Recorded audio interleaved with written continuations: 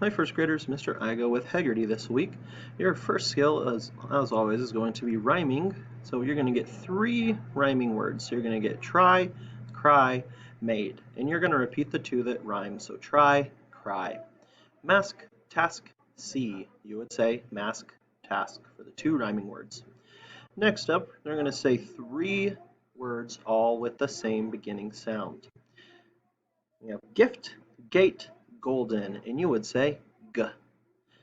Ask, actor, apple, you would say ah.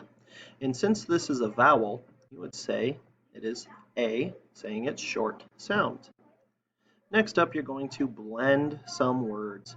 So the adult will chop the sounds k, a, p, and you will blend it to cape, or ul, s, less, p, I, k, pike. And our next skill is isolating the final sound. So in this one, we have 3 words. One of them ends with a different sound. You're going to repeat the 2 that have the same ending sound. So case, road, hide. Road, hide both ended with d.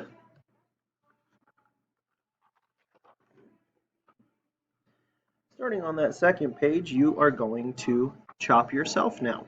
So we're going to give you the word home, and you do the chopping. So you can do that on your arm. You can do that on your fingers. But either way, we want you to chop or segment the sounds. So home, o, home. Beam, b, e, m, beam. On the next one, you have the rhyme or the ending part of that word, and you're going to add the beginning. So oat, oat, add k, coat. Ite, add b, bite. Ift, add g, gift. Next, you're going to delete that initial sound. So hunt, and you'll say hunt without h, unt. Fox, without ox.